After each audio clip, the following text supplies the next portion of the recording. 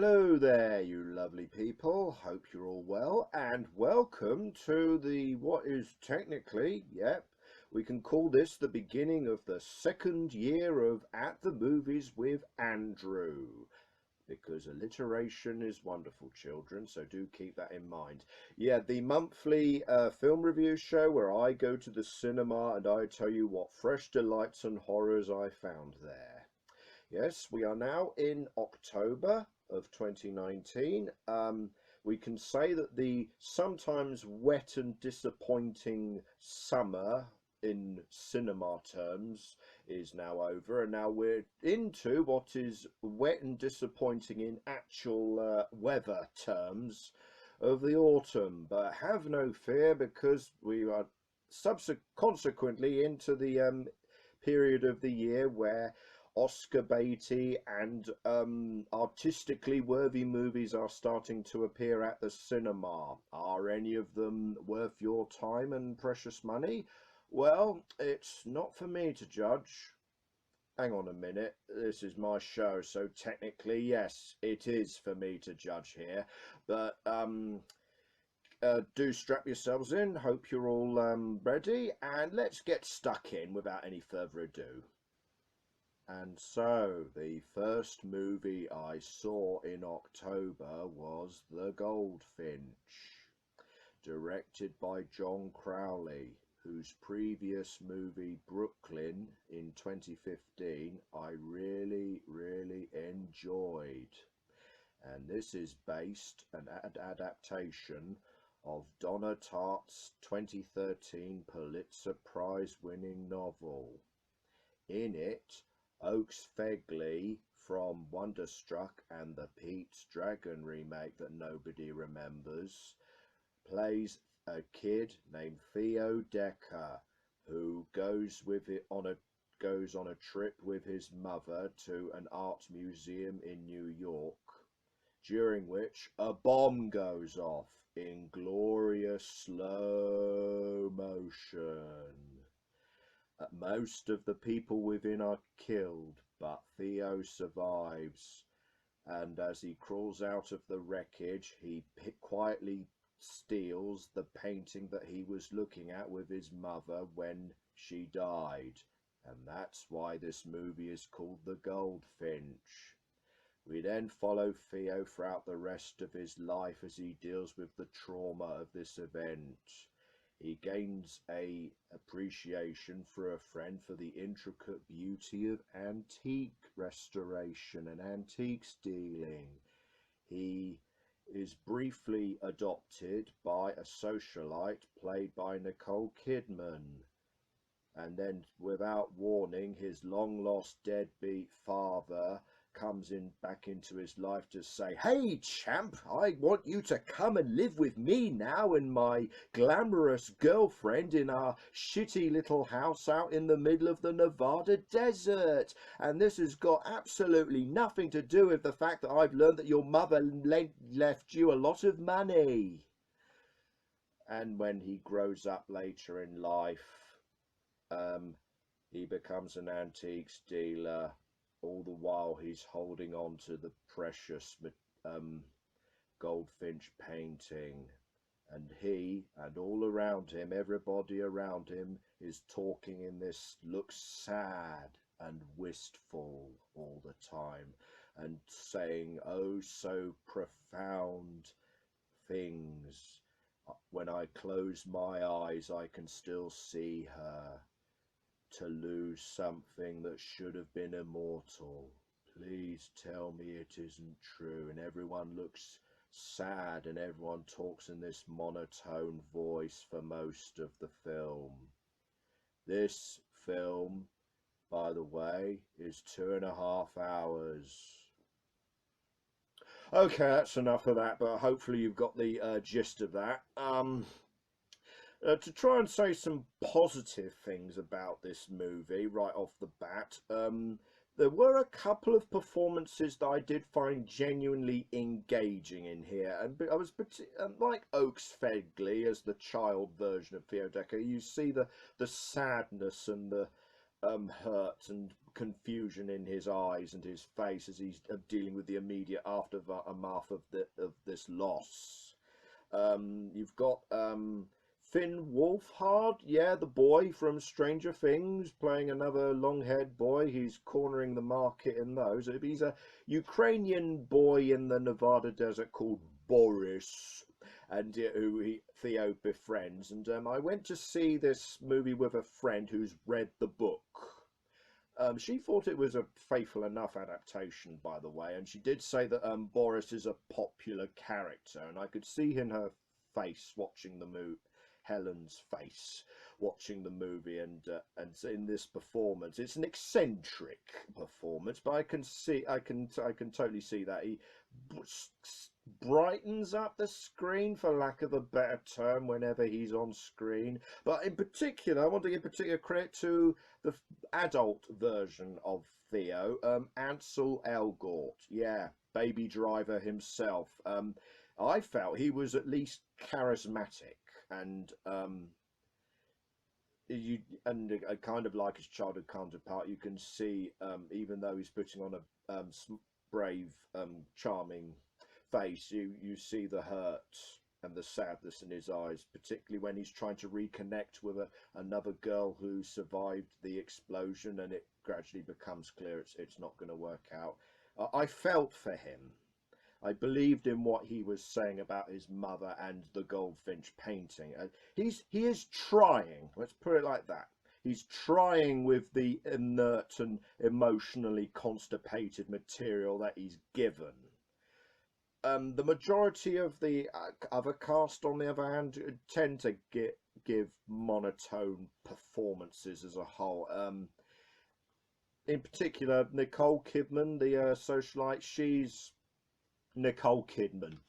She's just there, and yet the camera is fixated on her whenever she's on screen, purely because she's Nicole Kidman. But I didn't feel anything. She wasn't giving any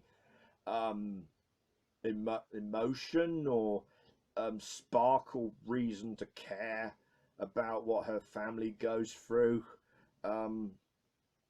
So yeah, credit to particular to Ansel Elgort, who I've seen on Twitter and social media defending this movie and joshing with the critics in a jovial way. To which I say, well done for being a good sport, defending your movie, and based purely on that, I will give you credit and keep an eye out for whatever you do in the future.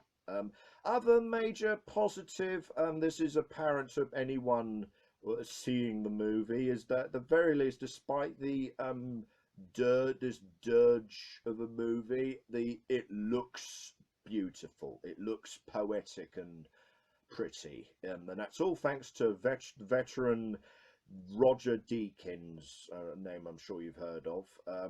His cinematography in this movie is sumptuous and makes everyday settings. We cut from the streets of New York and Amsterdam and the Dust Bowl of Nevada, this crummy little deserted town in the middle of Nevada, and even he makes even that with his overhead shots and establishing shots and setup look poetic and beautiful and meaningful, even if the on-screen action and dialogue that these pictures are conveying are the very definition of the word dry. Yeah, this is a long film. It's 2.5 hours, and it feels its length. They do at least cut back and forth between childhood and adulthood, between the past and the present, on a consistent enough basis to keep you on a basic level engaged with where is this going, even if you know the effect of where Theo is going to end up. You do sort of wonder how child Theo is doing with his deadbeat dad. But cutting back and forth does have the unfortunate side effect of often cutting away from a character moment, like Theo's drug addiction. throughout this movie before we have a chance to properly register it and get a good enough grasp of Theo's emotional facial expressions. No, we're on to the next scene. This is a 2.5 hour movie of an 800-page novel. We have to keep going here. We're already going on long enough with this. Also, there's a heist during the last 15 minutes of this movie.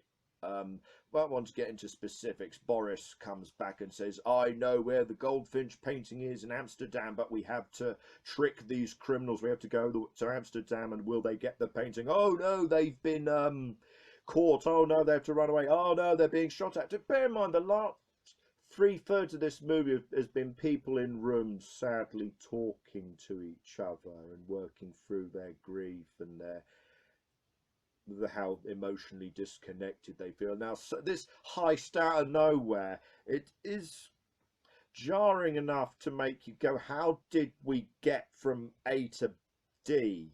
Not A to B, A to D.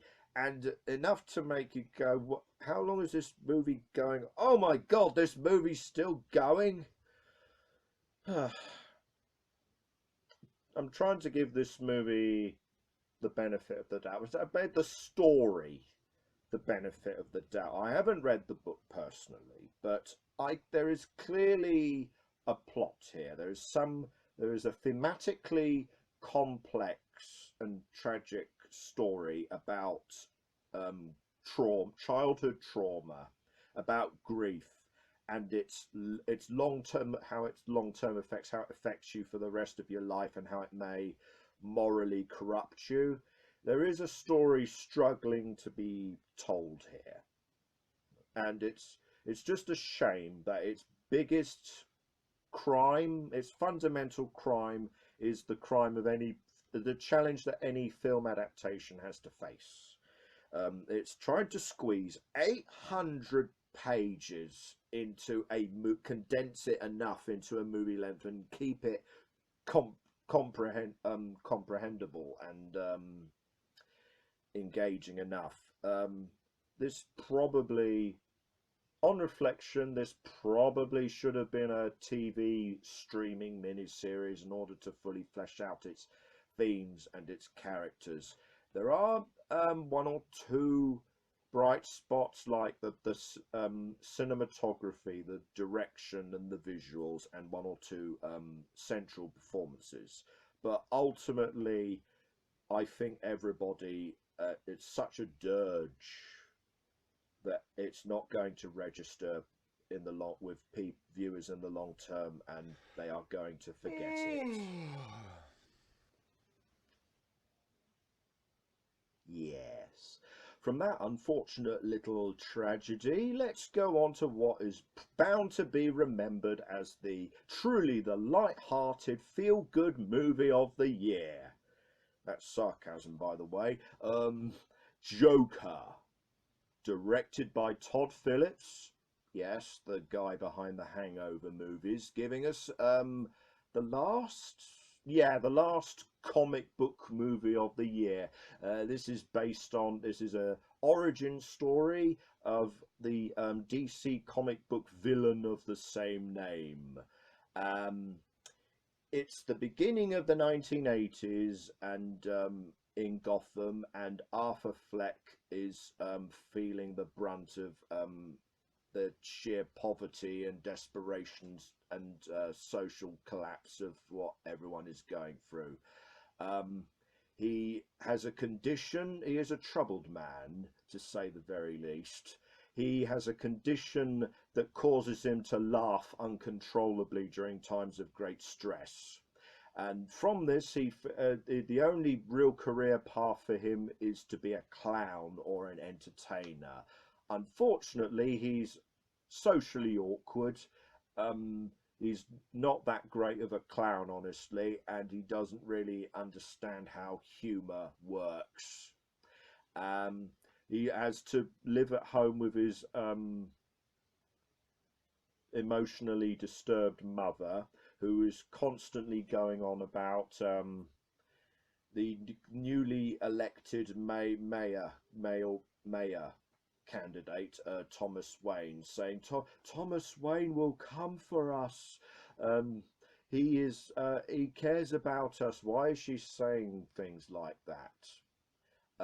So Arthur Fleck is poor, is disturbed, is dependent on drugs, and through one or two things that happen, violent things that happen to him and violent things that he finds out about his past, it's only going to get worse from here, and he is going to react very, very badly to this.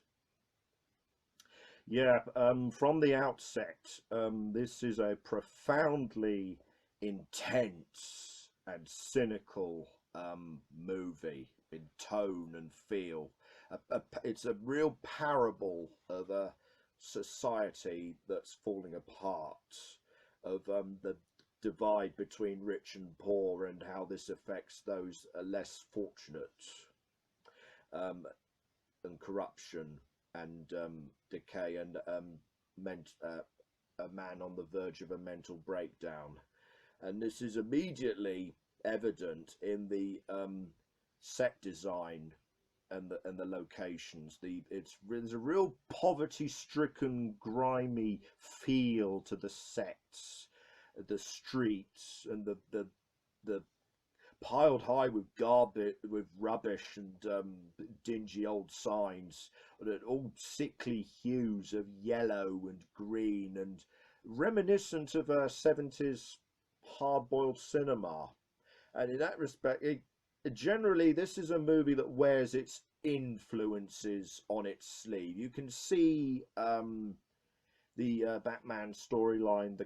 He's technically Batman isn't in this, although there's little boy Bruce Wayne in here. But this isn't sort of not a complete adaptation, but it is very much inspired by the Batman storyline, The Killing Joke. You have Scorsese movies like the protagonist in Taxi Driver, and the King of Comedy plays a big part here, because we even have Robert De Niro himself playing a talk show host, Arthur Pupkin, Rupert Pupkin.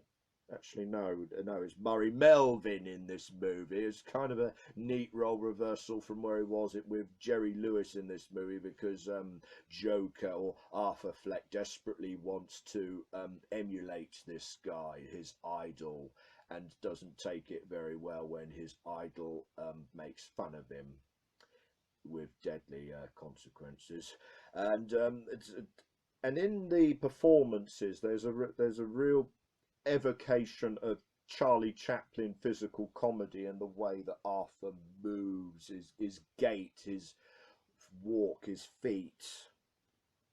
And it's very overt. This movie is very overt with its themes, I'll say that. It is a very on the nose. Did you know that the rich are getting richer and the poor are getting poorer, and that this is really unjust and unfair? Yeah, but it's the story itself, the degradation of Arthur Fleck himself, is compelling enough for me this to not be a problem. This is a real effective slow burn character piece for a comic book movie. There's no flashy special effects. There's no people in costumes. It's all about the mental breakdown of this poor unfortunate soul.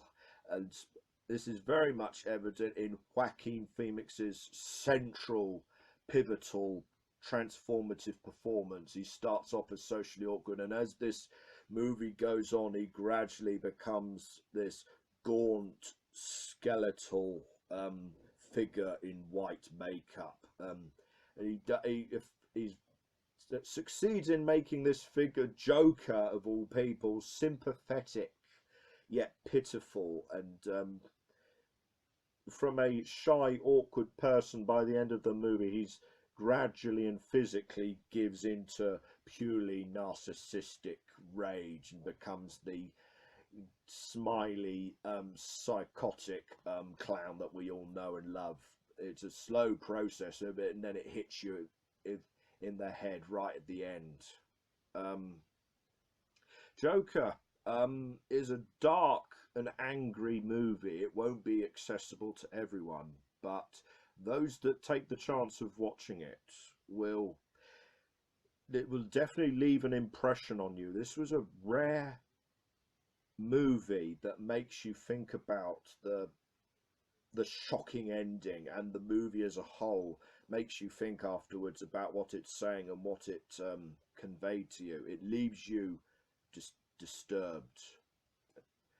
And yeah, I am.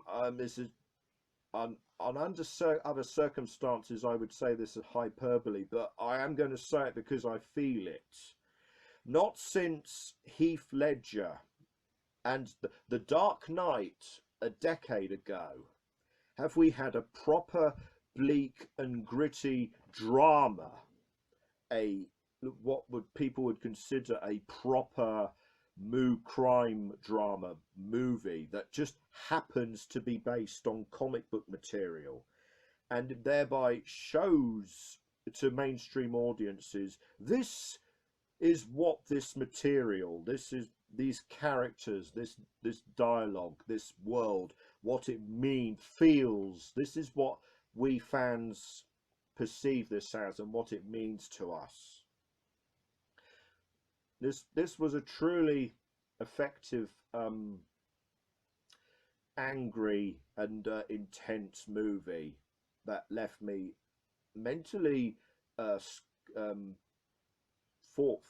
mentally thoughtful. It left a profound impact on me afterwards, and it's a movie that people are going to be talking about its themes and its ramifications of a unjust, broken society, and the fatal consequences of how much people will take it before it all just explodes. Yeah, I'm gonna go to the highest rating I can give it, because I feel we should cherish it. And so we go from a emotionally disturbed and troubled person whose name begins with J, who is just wants to entertain and please the masses, to be an entertainer, but is haunted by a troubled past, and can't and is dependent on drugs. We go from that to Judy Garland. Yeah. Sometimes these jokes just write themselves, don't they? Yeah, we're now moving on to Judy, directed by Rupert Gould. Yeah, this is a biography of Judy Garland with Bridget Jones herself, Renee Zellweger in the title role.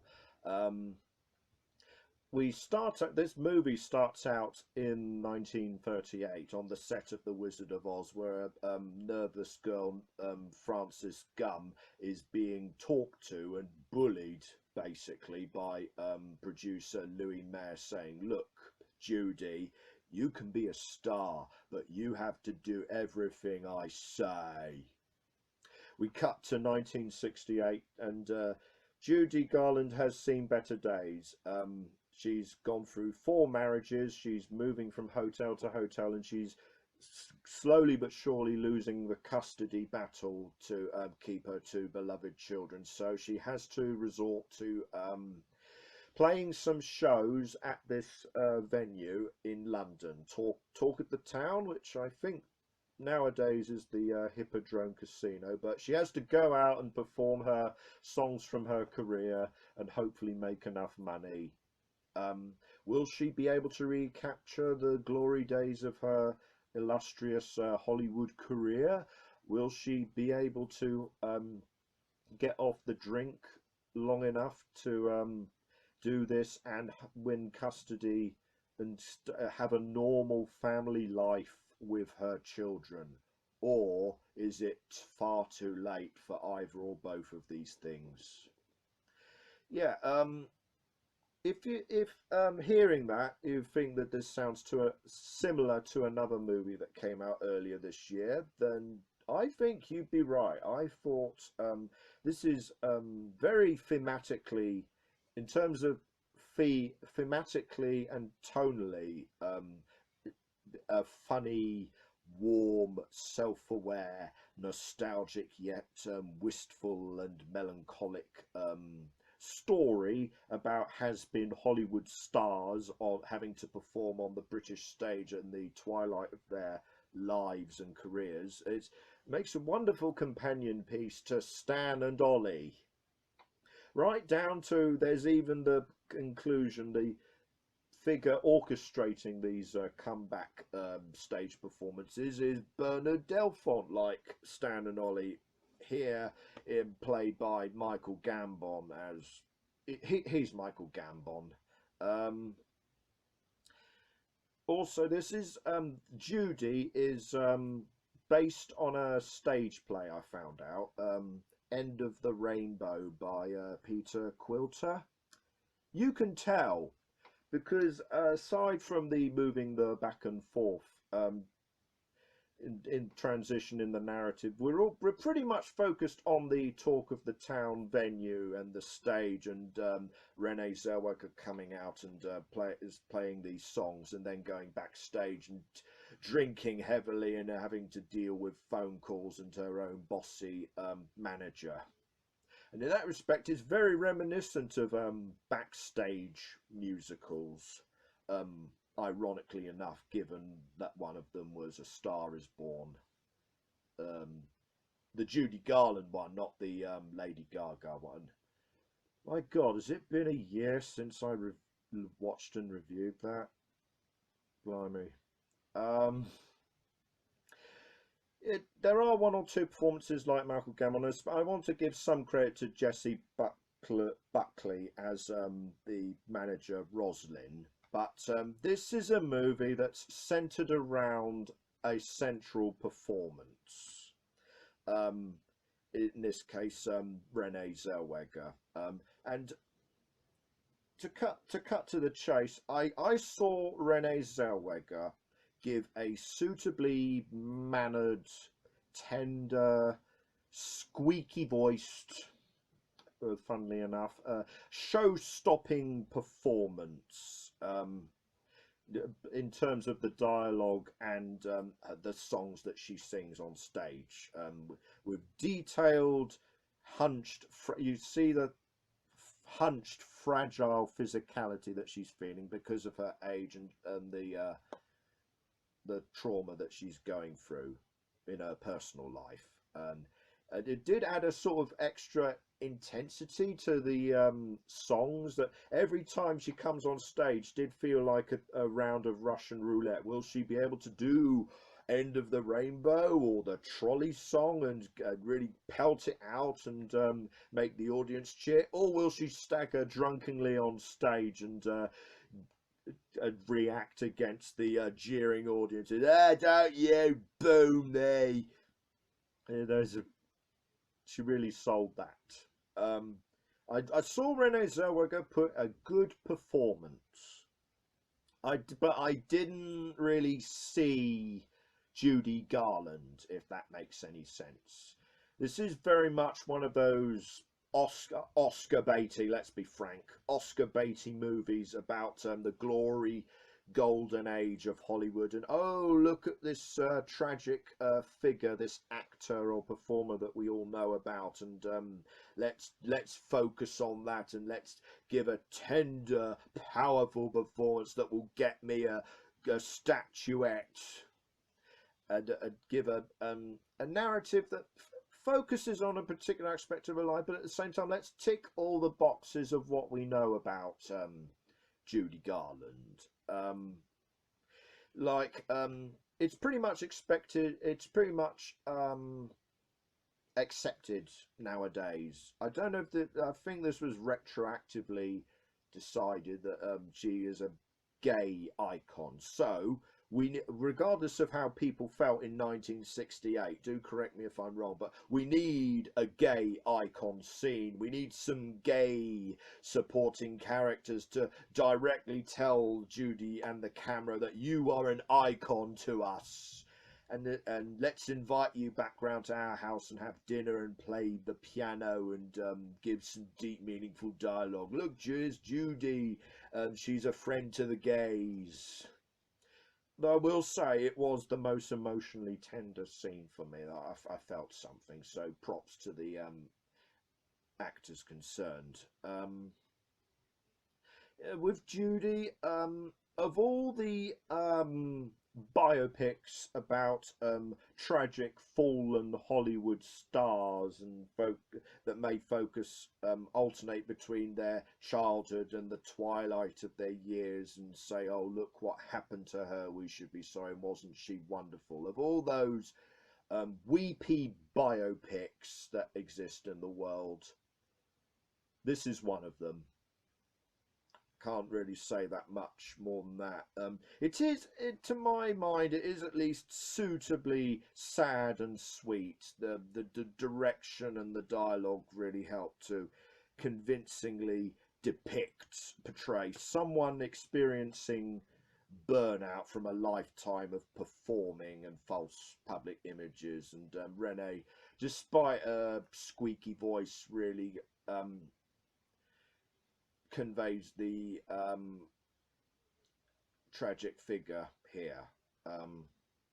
It's a good performance, but if you really want to honour the memory of Judy Garland, her family, upon watching this particular movie, said something publicly about just go and watch our grandmother's old movies, and I can sort of see where they're coming from there, but I'm not going to degrade this movie. I will say you can watch it. Watch it with your parents, your mother, on a dreary Sunday afternoon, and you'll get a nice cosy feel out of it. Right, and we now move on to a Shaun the Sheep movie, Farmageddon, an immediate points for that title, Farmageddon. Directed by Will Becker and Richard Phelan, but this is essentially another Aardman animated movie. You know, the Wallace and Gromit people. And this is a sequel, and if you saw the original Shaun the Sheep movie or seen the Shaun the Sheep TV series in general, then you get the basic premise. Shaun and Timmy and all their farmyard friends on Mossy Bottom Farm play and laugh and get up to shenanigans. And Bitzer the dog tries to catch them on behalf of the farmer, but ends up being bamboozled. Blah blah blah. Similar here, only now there's an alien, a childlike alien named Lula who crashes her spaceship close to Mossy Bottom Farm. So now Shaun and his friends have to recover the spaceship from the Men in Black, for lack of a better term. Get Lula home. All the while, the dog gets involved in this and shenanigans, and the farmer sees all the recent UFO sightings and crazes and thinks, I need a new tractor. How can I make money off this? That's the basic plot, but it's a framework for kid-friendly, goofy, and classical silent movie slapstick. Really, there's no dialogue. If you haven't seen Shaun the Sheep before, there's no dialogue to speak of, so everything is in noises and expressions and sight gags and movements.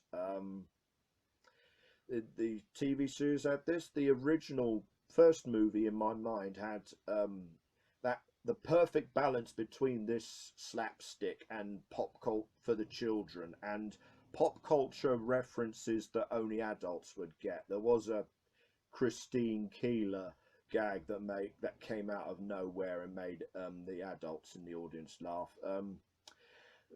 And it's the same here, only with, with sci-fi references. This is very much this movie is a game of spot the sci-fi reference. When the farmer has the he puts toast in bread in the toaster, and as he reads the news articles about UFOs in the area, as he gets a brainwave, the 2001 music starts playing, and the black burnt toast comes up out of the toaster. You get it? And it's close up, so yeah, stuff like that. And a man dressed in a hat and a big long scarf comes out of a portaloo and is briefly scared by children dressed in dustbins. Ha ha ha ha. Oh, and when somebody punches in a security code, it's the close encounters. Duh, duh, duh, duh, duh. Stuff like that. You know, harmless, sweet. Oh, that's cute stuff. Aardman animation are always.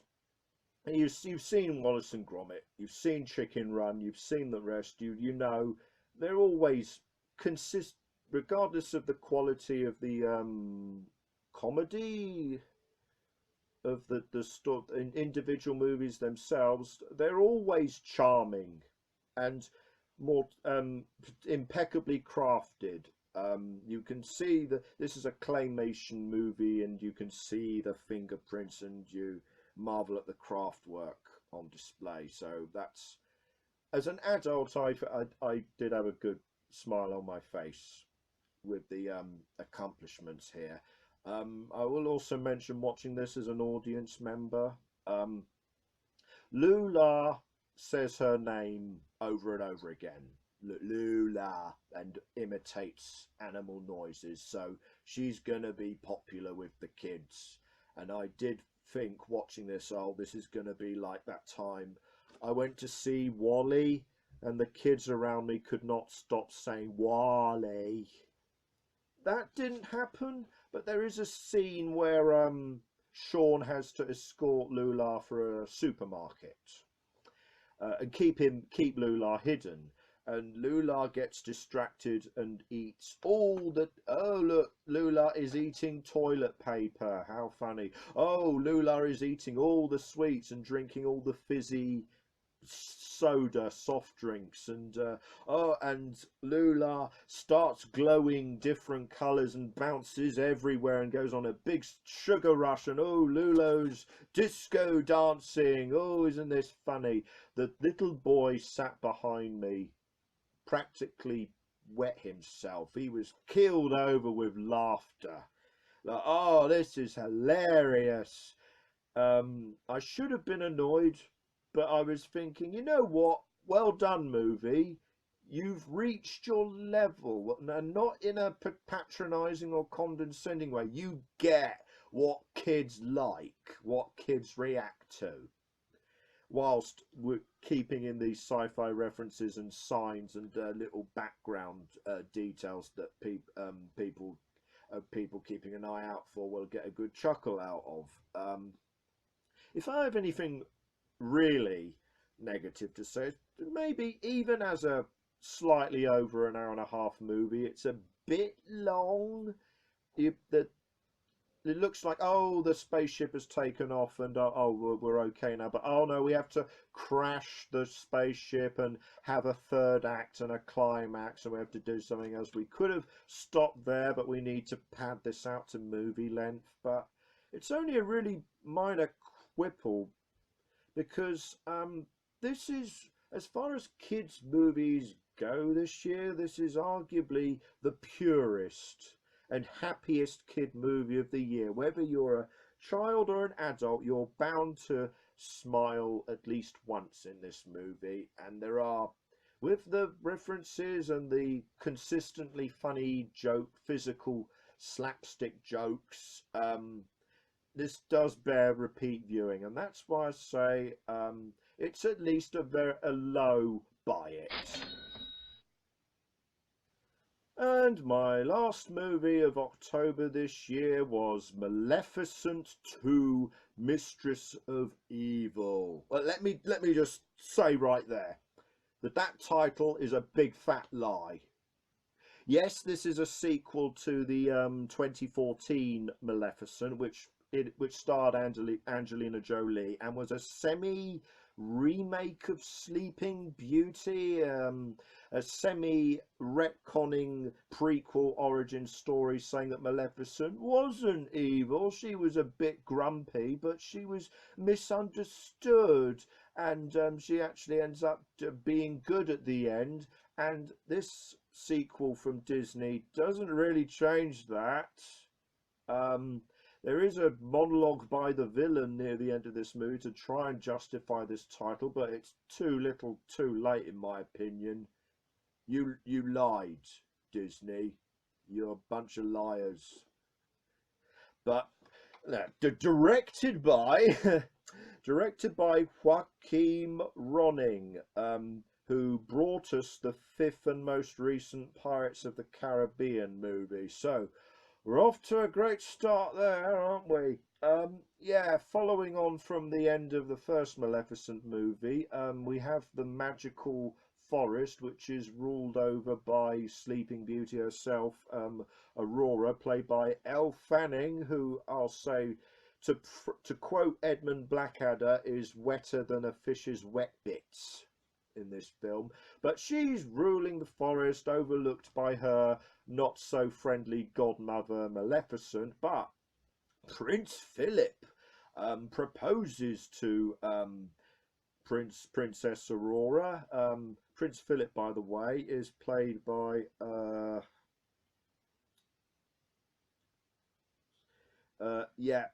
Harris Dickinson. I had to look that up.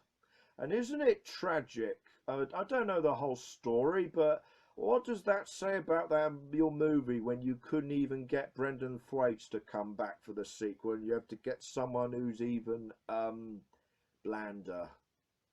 But this is all fine and dandy. But unfortunately, Maleficent objects to this, especially since we now have to have the meeting with the in-laws, and Philip's mother, played by Michelle Pfeiffer, and from there you have the classic awkward in-laws conversation with carping at each other, like, if I didn't know better, I'd say you're threatening me. Well, do you know better? And of course the men are comically going, what lovely weather we're having, can anyone pass the gravy? But the tensions erupt and escalate, and before too long Maleficent is separated from the kingdom and from everyone, and in doing so finds out about her hidden mysterious past.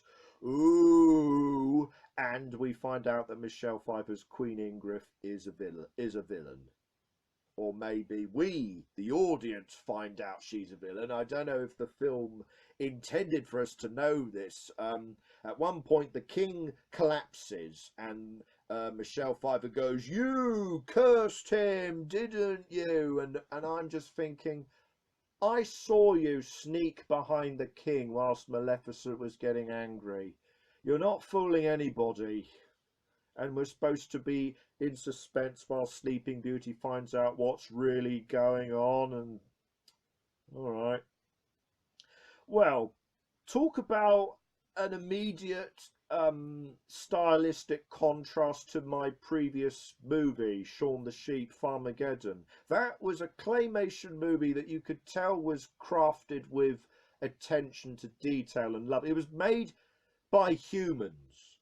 This, right from the outset, feels like a mechanical, calculated theme park ride with rather weightless, insubstantial CGI. I mean, the opening credits, the overhead shot of the forest and the kingdom, and you get Maleficent, Mistress of Evil, the opening title flying in your face. So you're in under no real delusions as to this is a theme park ride to keep the kids quiet. It looks nice. It looks pretty. I'll say that. Just by what I just said about the CGI, at least from the beginning, the magical forest with the trees and the wood creatures and the goblins and the fairies.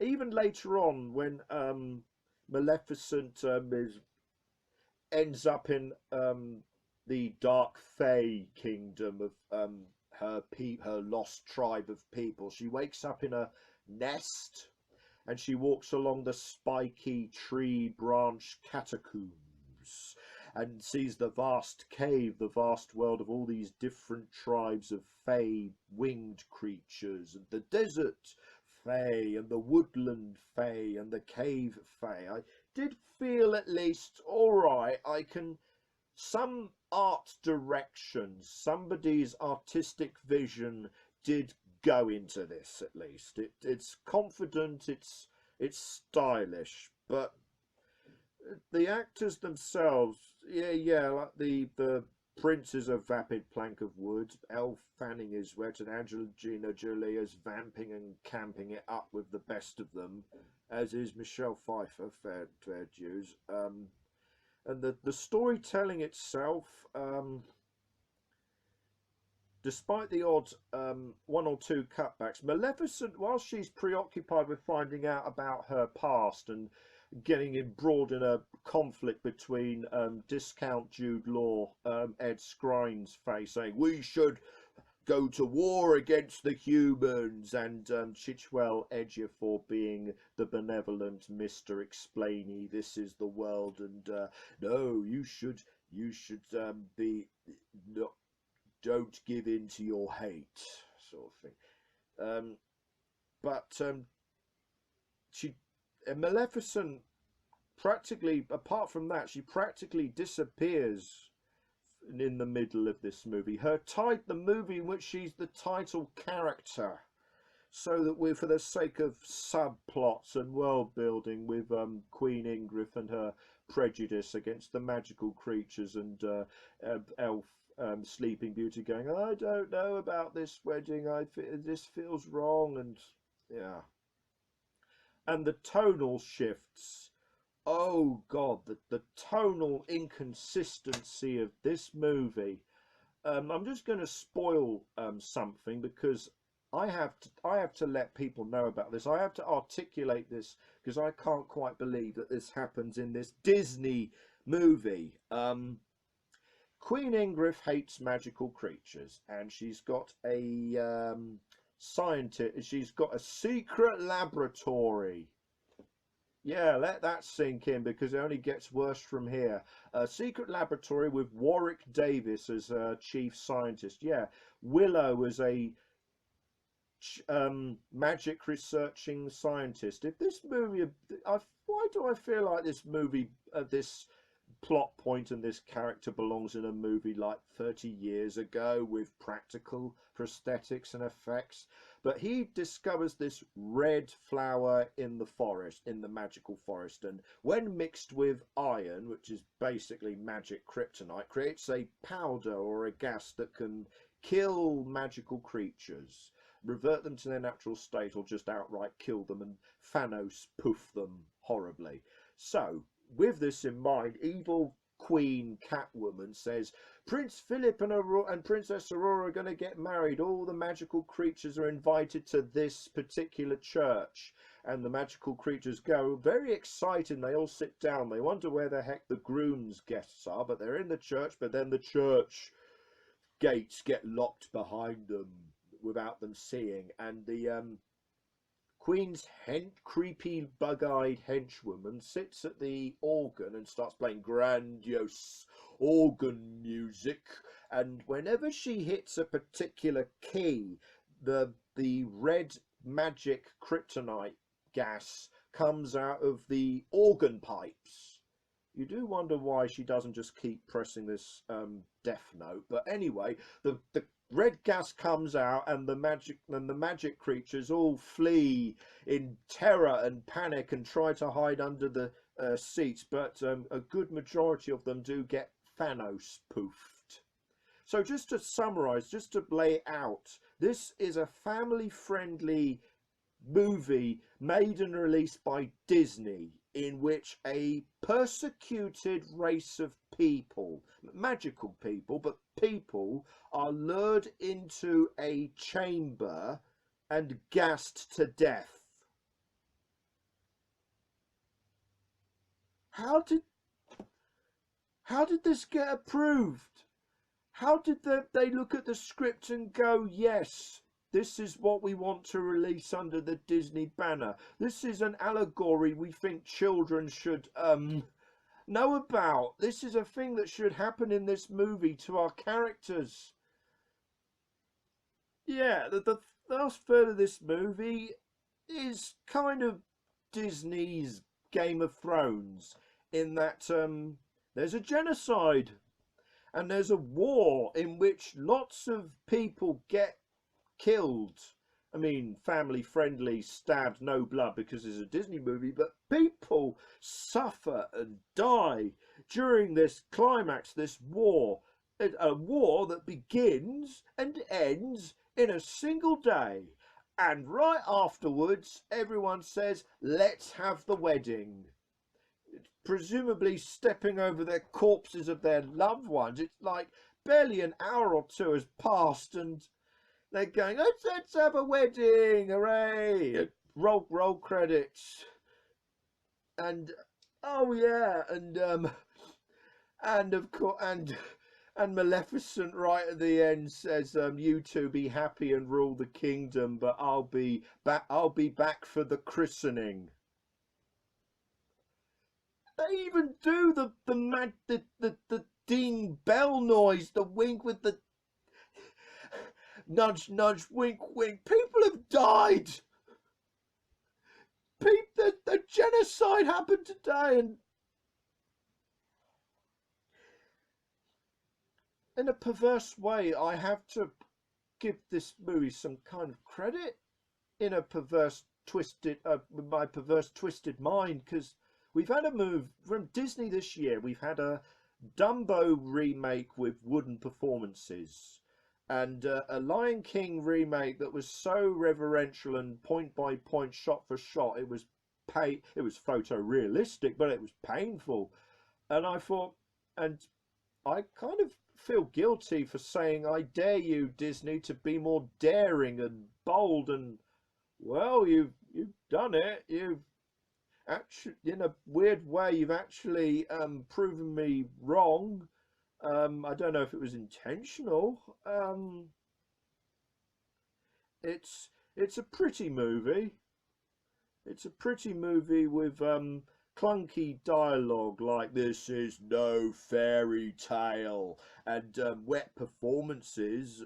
But the CGI is impressive. It's you've got millions of dollars behind it, but the creatures are suitably magical, and with the tonal flip-flopping and inconsistency of where we end from where we started, it is perversely fascinating to watch. And in that respect, I should be more objective and say that nobody surely wanted a sequel to Maleficent, except maybe Angelina Jolie and her agent. And this won't have the same impact as the original, but on that sort of bonkers climax, this does get a very, very, very low watch it. I can't believe I'm saying that, but that's how I feel. But with that said, please don't bring, I don't know how you can do it, but please don't bring us a Maleficent 3. Please don't do this to us again. Well, that was October 2019, and that was a pretty sturdy ride of mostly solid movies. And I do have to say that this Joker is my recommendation of the month by a country mile. This is a effective performance from Joaquin Phoenix. This is an effectively directed movie about society and mental breakdown. This is something that will leave an impact on its audience and be remembered for quite some time to come. And this from a comic book movie of all things. Yeah, absolutely. This was the best, most memorable experience of the month for me. As for Binnett, I did go into this month expecting it to be Maleficent 2, but with a very heavy heart, I have to bin the Goldfinch. I mean, Maleficent 2 isn't objectively good, but it is, by its own weird tonal roller coaster, it kind of acquits itself, whereas the Goldfinch is a dirge in every sense of the word. But with that said, what did you think about these movies? Have you seen them, and what did you think about them? Please do share your thoughts down below in the comments. But in the meantime, I guess I'll see you for November 2019. I hope to see you there. We're coming to the end of the year, so I'm sure there'll be movies that I can say might qualify for the best of the movies of the year list by the end. So certainly we're getting to Oscar baity territory, so everyone should be theoretically upping their game at this point. But until we reach that bridge, I hope you've enjoyed this episode. Do continue to stay tuned to At the Movies with Andrew, and like and subscribe, and do keep an eye out for other videos on Matt's Movies, Music and More, the What Did You Think vids I do with Matt, and Matt's solo vids. Do take a look out for those as well. In the meantime, the weather outside is getting frightful. We're not quite there yet, but close. It's certainly, the nights are getting long and colder, so do take care of yourselves and of each other. Peace out.